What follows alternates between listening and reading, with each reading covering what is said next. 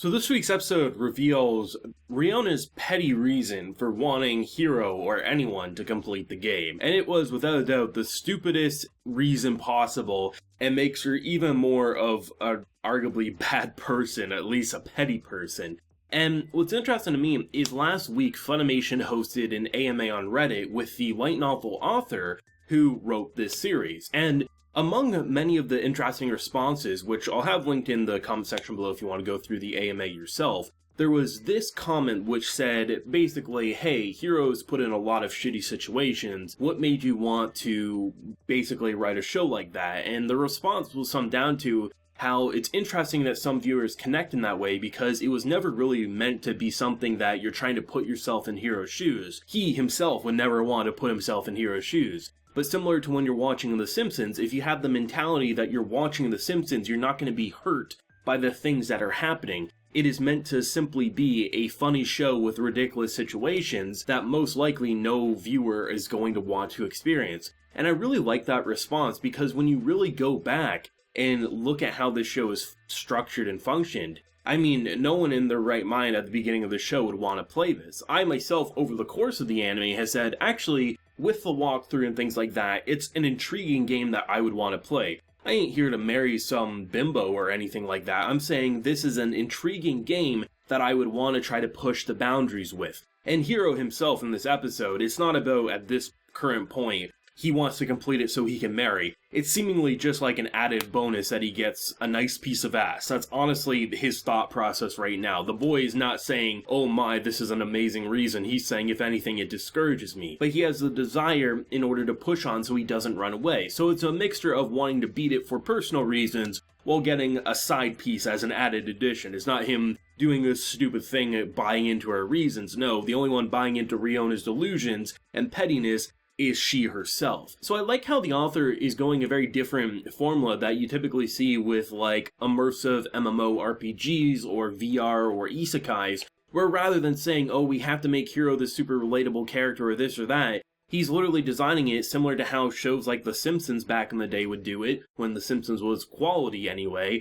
where it's supposed to be like you look at characters and say, I would never do that, but it's a funny situation because of the interactions happening. And I think that's what makes it so good. Like, I'd never say Full Dive is a masterpiece, and I think Cautious Hero is definitely a better series. I still think Full Dive has its own charm and identity, and seeing a situation where simply because the only person who's completed this game, just thought she had way too obnoxiously large breasts, insulted her, the fact that her tits are literally a plot point to this show, it is beyond stupid, but it is also hilarious because rather than having a main character that makes you want to punch his face out, you're saying Hiro is the viewer saying, are you serious? That's all there is to it? There's nothing more interesting, there's nothing more serious. No, for her it's something serious, but everyone who would see that would say that's absolutely ridiculous. And it is petty, and I mean it's supposed to be, and I'm sure there's going to be a lot of people disappointed that it wasn't something more serious. But I mean, with being 10 episodes into this series, 9 before walking into this episode,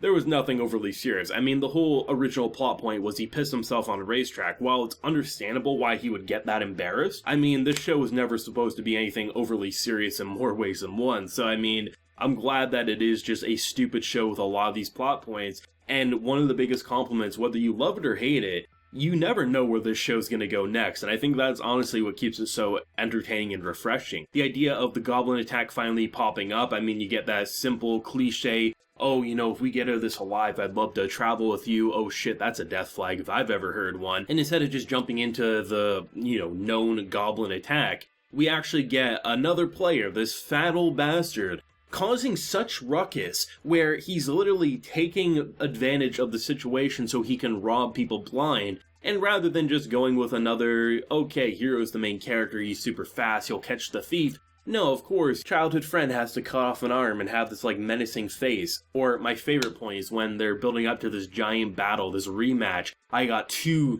brass knuckles now. No, she just kicks him in the face. I love how his allies are such oddballs. You have one who wants to torch you, one who wants to kill you but isn't going to kill you, and she'll definitely keep you alive so she can do the dirty work later herself. As you have your support avatar who just says the dumbest shit or encourages the dumbest shit. This man isn't playing this game for her or anything, he's playing it for himself. on one hand, it's sort of fun and entertaining. On the other hand, it's absolute trash. And I think there's definitely a lot of people who are saying, like, you know, they're focusing too much on how realistic the game is. I've seen so many people say there's no reason, especially with how it could destroy and brick your console. But I mean, for me, it's worth trying anyway. I mean, it'd be different if I knew I'd never be able to afford another console or anything like that, but there's a risk versus reward factor. And I mean, when you look at certain games people play, things that I don't understand why you would do it, there is literally farming simulators, and I'm not talking like Stardew Valley or anything like that. I'm talking like legit farming simulators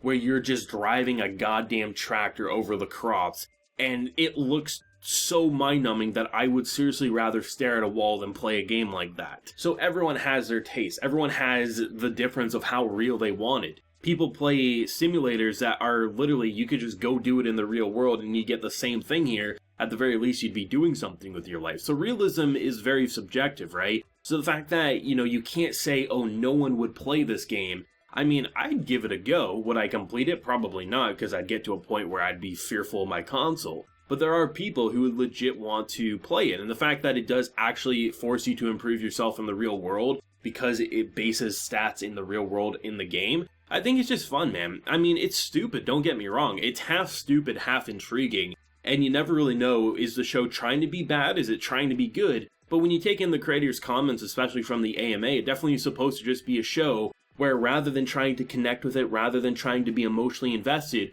you're supposed to push yourself back like a sitcom and say, this is a lot of shit that I would never have done myself, I would never respond like this. But if you just watch it as a funny show, it can be just a funny show, and I like that about it. And I mean, when you really look at some of the reactions that the characters have in this show, especially from our main man himself, I mean, this show is definitely designed to be something you step away from. You don't try to say, oh, I'm really interested in Hiro's character arc to the point that I'm really emotionally invested or going to be proud. I mean, if the man gets back on the racetrack and does something with his life, you'll say, I'm glad it happened, but, you know, you're not going to be emotionally invested like a lot of these shows. It is supposed to just be a stupid, funny show, and the reactions and the way the comedy is directed, it is without a doubt a sitcom in a lot of ways. And while that may not be for everyone, I mean, the sitcoms that work for me, I really, really enjoy, and so far this one does it for me. I mean, sometimes you do have to really take a step back when you're looking at a game walkthrough that literally shuts down on you because you're reading too much. But I mean, the show knows what it wants to be. I really feel that. Even though as a viewer, I don't always know what it wants to be, clearly the author knew, and I really like that about it. Would I watch a season 2? Probably. Would I review a season 2? Hard to say. It would really depend on how this season ends and where the content in season 2 would go. But I'd definitely be down to watch another 12 episodes after this show wraps up. Any more? Difficult to say, because at that point I'd probably grow a little bored, unless the plot really got crazy. But, I mean, I've been having fun for 10 weeks, and I'm looking forward to the last couple of episodes for sure. But let me know your thoughts and feelings on this week's episode down below. If you read the AMA, let me know what was your favorite takeaway from it, because there's definitely some interesting comments for sure. If you enjoyed the video, leave a like, share your support, and hit that subscribe button if you happy new around here. So until next time, everyone, please take care and have a good one.